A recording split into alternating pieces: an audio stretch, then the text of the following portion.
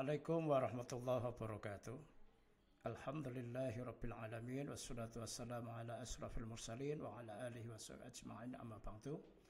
Para mahasiswa yang berbahagia, marilah kita panjatkan puji syukur kehadirat Allah Subhanahu wa taala, Tuhan yang Maha Esa. Pada kesempatan ini kita masih diberikan suatu kesempatan untuk mencari ilmu bertatap muka dengan saya. Mudah-mudahan apa yang kita peroleh di dalam pembahasan perkuliahan hari ini, mudah-mudahan kita bisa menambah cakrawala berpikir, menambah keilmuan dalam belajar mata kuliah kewarganegaraan. Oke, para mahasiswa yang berbahagia, pada kesempatan ini akan kami sampaikan dulu yaitu deskripsi mata kuliah. Biasanya kan dikenalkan dengan adanya RPS, kontrak kerja. Ini cukup simpel, saya sampaikan saja. Jadi mata kuliah kewarganegaraan ini membahas dan mendalami tentang pengetahuan dan pengalaman belajar untuk meningkatkan pemahaman dan kesadaran ya tentang cinta tanah air, demokratis, berkeadaban, menjadi warga negara yang kepribadian Indonesia memiliki daya saing, berdisiplin dan berpartisipasi aktif dalam damai berdasarkan sistem nilai Pancasila. Oke, ini masih panjang tapi nggak perlu saya baca. Tapi yang akan kita bahas para mahasiswa yang berbahagia, yaitu yang pertama tentang pengertian atau pendidikan kewarganegaraan. Yang kedua adalah negara dan konstitusi. Nomor 3 adalah ekspos demokrasi. Pertemuan yang keempat adalah konsep kenegaraan hukum di Indonesia. Yang nomor 5 adalah identitas nasional. Terus pertemuan yang ke-6 integrasi nasional. Pertemuan ke-7 adalah wawasan nasional. Habis itu nanti kita akan UTS ya, ujian tengah semester. Setelah itu kita akan memasuki pertemuan yang berikutnya, yaitu ke-9, yaitu otonomi daerah. Terus ketahanan nasional, bela negara, hak asasi manusia, Polstranas, urgensi pendidikan anti korupsi, dan yang terakhir yaitu pungli dan korupsi. Oke, para mahasiswa yang berbahagia, kita akan masuk untuk menyingkat waktu, yaitu tentang pendidikan kewarganegaraan. Ya. Sekarang apa pengertian dari negara itu sendiri? Di sini dijelaskan yaitu suatu organisasi dari sekelompok atau beberapa kelompok manusia yang bersama-sama mendiami suatu wilayah tertentu dan mengakui adanya suatu pemerintahan yang mengurus tata tertib serta keselamatan sekelompok atau beberapa kelompok manusia tersebut. Jadi bisa dipecahkan di dalam unsur-unsur ini adalah, jadi di situ ada beberapa kelompok, ada penduduk, ya kan, istilah kalau di dalam tata negara. Jadi ada penduduk, ada pemerintahan, ya, ada wilayah, ada pengakuan dari negara asing. Ini adalah bisa disebut yaitu negara. Ya. Seperti berdirinya Negara Kesatuan Republik Indonesia, itu ya. Begitu diproklamirkan, itu ada beberapa negara, terutama di Timur Tengah. Ya. Di antaranya Palestina yang pertama kali, yaitu mengakui kemerdekaan Republik Indonesia. Makanya kita sangat berhutang budi dengan Palestina. Maka di mana-mana itu sekarang perjuangan Palestina luar biasa, termasuk hibuan yaitu Basnas supaya disalurkan ke sana dan lain sebagainya, luar biasa. Terus ada lagi Mesir, setelah itu Mesir juga mengakui. Nah, tanpa pengakuan negara lain kita tidak bisa menjadi negara kesatuan Republik Indonesia. Jadi begitu ya. Sekali lagi, kalau saya pecah unsurnya adalah satu, yaitu ada penduduknya, terus ada pemerintahan, ada wilayah. Wilayah itu terdiri dari yaitu daratan, laut, dan udara, gitu ya. Terus yang selanjutnya adalah pengakuan dari negara lain. Oke, para mahasiswa yang berbahagia, sekarang kita akan masuk kepada tugas utama negara. Ini menurut Robert McEver, yaitu mengatur dan menertibkan gejala-gejala kekuasaan dalam masyarakat yang bertentangan satu sama lain. Jadi yang namanya pemerintahan ini adalah untuk melayani masyarakat. Jadi kalau ada suatu permasalahan di masyarakat itu negara harus hadir. Artinya negara harus hadir itu adalah pemerintah harus ikut campur. rakyat kelaparan, negara harus hadir, ya kan? Rakyat terjadi suatu konflik, negara harus hadir. Ini adalah tugas utama negara kita. Ya, terus yang selanjutnya mengatur dan menyatukan kegiatan manusia dan golongan untuk menciptakan tujuan bersama. Jadi ingat seperti contohnya negara kita, Republik Indonesia yang berbagai macam etnis, ada berbagai negara, berbagai agama, ya, suku aja sekitar 300-an ribu, ya. Jadi kalau pernah presiden kita berkunjung ke Afghanistan, oleh presiden Afghanistan sebelum digulingkan oleh kelompok Taliban, dia mengatakan, ya, Pak Presiden, hati-hati mengelola yaitu negara, karena di Indonesia itu banyak sekali etnis, suku, agama. Di Afghanistan ada dua, yaitu Taliban dan Mujahidin, itu aja nggak bisa akur. Makanya ini adalah merupakan suatu kekuatan yang luar biasa bahwa negara harus hadir dalam menyatukan rakyat. Jadi contohnya adalah rakyat Indonesia, Bhinneka Tunggal Ika. Ya. Jadi itulah suatu pilar kenegaraan kita ini. Terus yang selanjutnya adalah sifat negara adalah sifat memaksa, ya, bisa menggunakan kekerasan fisik untuk mencapai suatu ketertiban. Ya, jadi seperti kalau ada kelompok kriminal, ada kelompok pengacau dan sebagainya, itu negara harus hadir, memberikan ketentraman dari masyarakat. Dia menggunakan kekerasan fisik, menggunakan yaitu kekuatan fisik. Dalam hal ini siapa? Tugas utama adalah untuk mentertibkan itu adalah Polri. Tapi sekarang ada sinergitas antara Polri dan TNI adalah biasanya meredam itu adalah duanya ini, ya. Sifat monopoli, yaitu mempunyai suatu kekuatan mutlak. Ada sifat mencakup semuanya, yaitu sifatnya adalah seperti contohnya memperlakukan adanya perundang-undangan dan sebagainya.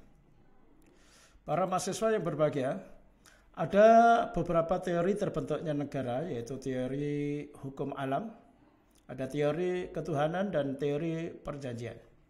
Kalau hukum alam ini disampaikan atau mengambil dari pemikiran Plato dan Aristoteles, yaitu kondisi alam, tumbuhnya manusia, berkembangnya negara.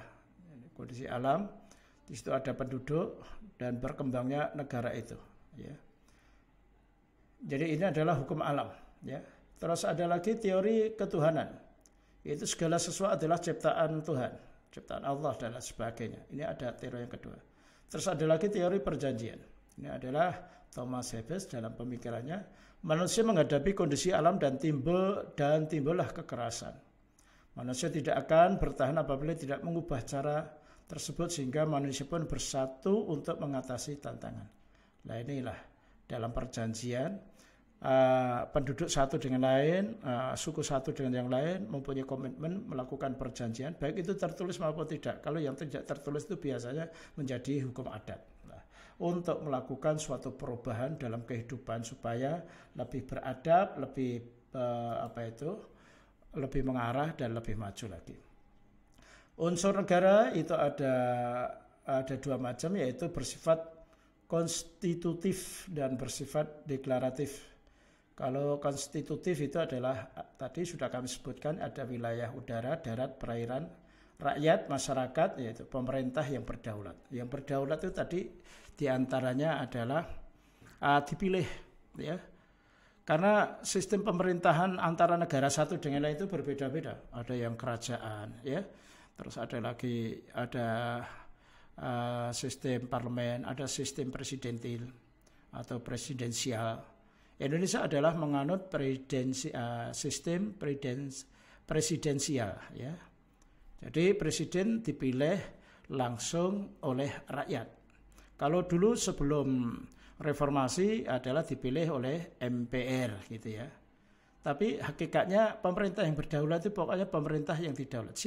Yang dipilih, siapa yang akan dipilih? Nah, termasuk pada kali ini adalah dengan pemilihan umum, pilpres, ada paslon 1, 2, 3 dan sebagainya. Itu adalah bentuk dari pemerintah yang berdaulat. Nah, kalau yang kerajaan itu biasanya sudah disepakati turun-menurun ya. Dan ternyata juga kerajaan itu tidak jelek juga ya. Seperti contohnya di kerajaan Arab Saudi ya. Kerajaan Arab Saudi itu rakyatnya kadang-kadang tidak tertarik dengan urusan politik. Jadi urusan politik itu biasanya dilakukan atau dikerjakan oleh putra mahkota atau keluarga dekat. Rakyat tidak pernah berontak. Karena apa? Karena merasa dicukupi. Jadi di sana itu rakyatnya memang makmur gitu ya. Itu. Jadi kalau sistem kerajaan membawa rakyat itu menjadi makmur, itu enggak dipermasalahkan oleh rakyatnya. Ini suatu contoh. Tapi ada juga yang otoriter dan sebagainya, maka enggak akan saya sebut di sini. Sistem pemerintahan yaitu melalui pemilihan rakyat atau kerajaan yang sistem turun-menurun itu adalah tinggal prakteknya saja. Terus yang selanjutnya bersifat deklaratif, pengakuan dari negara lain baik secara de jure maupun de facto ya. Seperti kita pada waktu itu walaupun diakui oleh negara lain tapi dalam sidang umum PBB dalam konferensi meja bundar baru diakui.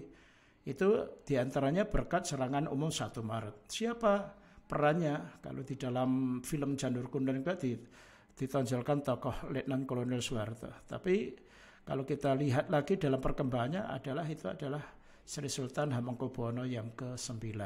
Dia yang punya inisiatif untuk melakukan penyerangan lewat suratnya ke Pak Jenderal Sudirman dan Pak Harto.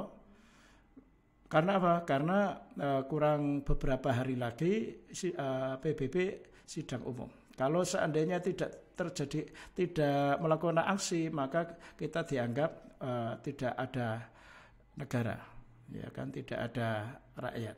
Kalau tentara itu hanya separatis dan lain sebagainya. Jadi sekali lagi dengan adanya serangan umum ternyata membuka mata dunia sehingga pada waktu sidang umum PBB itu Belanda harus menyerahkan kekuasaannya kepada Negara Kesatuan Republik Indonesia dan akhirnya presiden dan wakil presiden yang tadinya dibuang akhirnya dikembalikan lagi ke Jogja. Oke, para mahasiswa, bentuk negaranya ada negara kesatuan, ya, ada negara serikat. Nanti Anda bisa baca aja ya. Kalau negara kesatuan itu adalah negara yang terdiri dari provinsi dan merupakan satu kesatuan, tidak bisa dibagi-bagi ya. Dan kekuasaan adalah sentralitas. Jadi kalau otonomi daerah itu adalah hanya bagian-bagian tertentu saja. Kalau negara serikat itu adalah negara yang terdiri dari negara-negara bagian seperti Amerika Serikat, ada negara bagian California, ada negara bagian Texas dan sebagainya. Dan tertinggi adalah gubernur. Dan gubernur itu adalah pejabat negara bagian. Jadi kalau di pusat ya, hanya pemerintahan pusat itu biasanya nggak banyak menteri karena semuanya dilakukan oleh gubernur. Oke, para mahasiswa, terus ada warga negara. Ini warga negara seperti kita, hak-hak dan kewajibannya diatur dalam suatu undang-undang. Terus cara memperoleh kewarganegaraan itu ada karena kelahiran seperti kita. Ada naturalisasi, yaitu naturalisasi itu seperti yang kita lihat, yaitu pemain sepak bola kita membutuhkan pemain asing atau mungkin warga negara Indonesia yang kawin atau nikah dengan warga negara asing, anaknya menjadi menjadi seorang pemain sepak bola. Lah pengen main di Indonesia, warga negara Indonesia itu dengan cara naturalisasi. Nah, bagaimana syaratnya naturalisasi? Di antaranya adalah dia harus berdiam terus di Indonesia sampai 5 tahun baru mengajukan. Jadi biasanya kalau orang asing itu pengen naturalisasi, kalau di sini 2 tahun balik lagi negaranya, balik sini lagi, nggak akan mungkin diberikan ya status kewarganegaraan. Jadi Undang-Undang Kewarganegaraan Indonesia diatur oleh Undang-Undang 45 pasal 26 ya. Terima kasih para mahasiswa yang berbahagia, itulah yang kami sampaikan pada sesi pertama. Mungkin nanti bisa ditanyakan kalau ada sesuatu yang kurang jelas di dalam suatu perkuliahan secara online. Oke, terima kasih. Sampai jumpa lagi dengan acara dan gelombang yang sama sekali merdeka. Tetap merdeka. Kami tutup dengan ucapan wallahul muwaffiq ila aqwamit thoriq. Wassalamualaikum warahmatullahi wabarakatuh.